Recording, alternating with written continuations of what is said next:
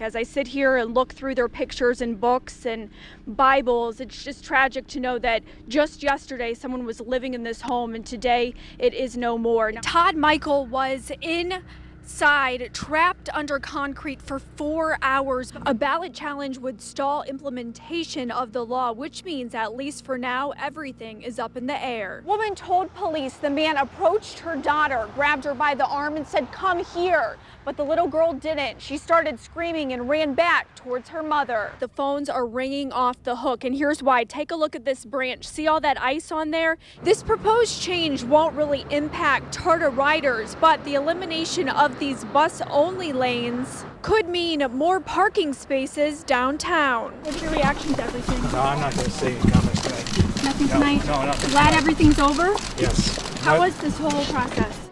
Yeah, let's march to the circle. March.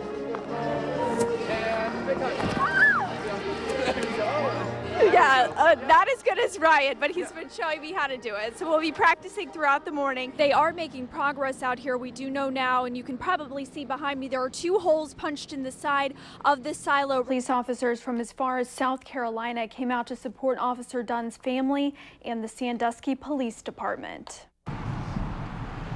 Waving flags, holding signs, and some wiping tears. Hundreds lined the streets of Sandusky, watching as a sea of flashing red and blue passed by. You just don't think that this would even happen here. You hear about it in bigger cities and, you know, it's very sad. 30-year-old Andrew Dunn was shot and killed early Saturday morning during a traffic stop. I mean, you think about it every day, you know, when you put the uniform on and you go out to serve and protect.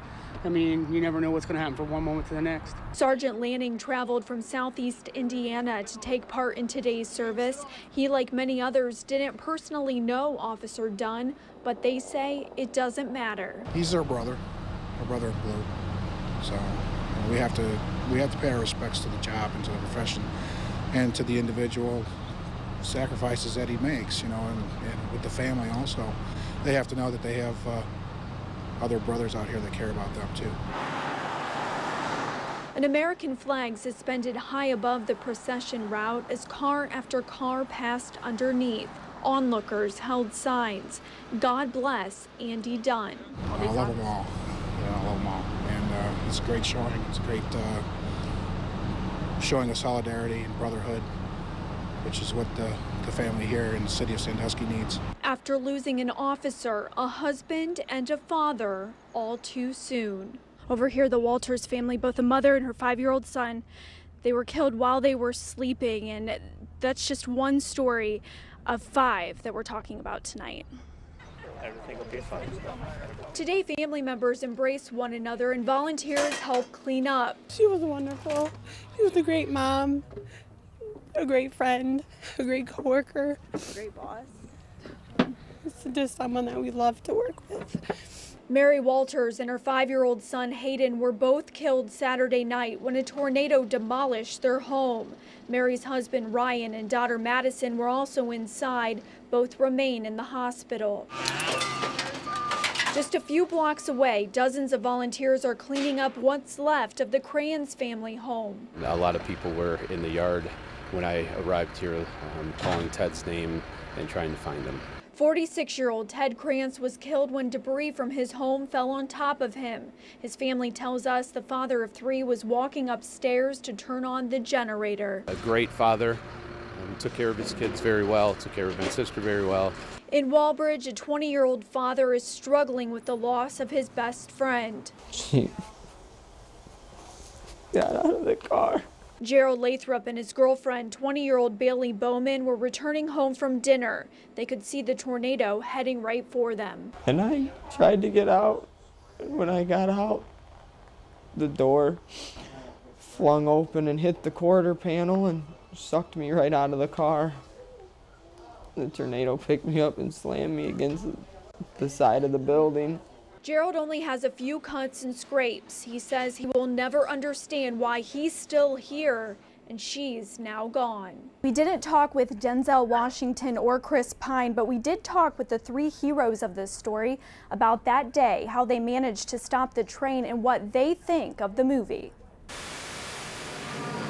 Calling unbelievable. A freight train, unmanned, chugged out of control for nearly 70 miles through northwest Ohio today. We saw this train going through Findlay and heading south down through Arlington. It all started here at the CSX rail yard in Walbridge. The 47-car train got away and traveled unmanned for nearly 70 miles towards Kenton.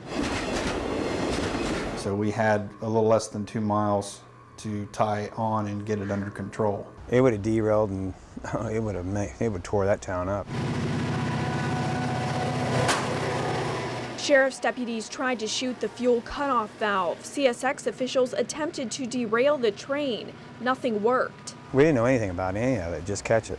Just throw the rule book out the window and catch it. But it was still a struggle because it's pulling in full throttle at the 88-88, and then we're in full brake trying to slow it down. So we're in a tug of war motion now. And I was able to successfully mount it at about 12 and a half, 13 miles an hour and shut the throttle off. Together, these three men stopped the train. It never derailed. No one was hurt. They thought the story was finished. We have an unmanned train rolling into a highly populated area with no air brakes. Yeah. 20th Century Fox contacted the three men about plans to make a movie based on their story. John Hosfeld hasn't seen the movie yet, but Jesse and Terry have. They say the storyline is accurate. I'm Will Colson. We're working together today. Train 1206. Is there a problem? I just don't like working at a damn daycare center. I don't like working at a retirement home, so. All right. And the characters mirror themselves. Where he comes in and introduces himself to Denzel and another older guy that's sitting at the bench, and he sticks his hand out and nobody shakes his hand, and he asks if there's a problem. That really happened to me. That was my first day on the railroad. How about you? You married? Got 2 beautiful daughters. He's a widower. And he has 2 daughters that work at Hooters. And both my daughters worked at Hooters. These men say they're proud not only to be part of the movie, but also to be part of the story.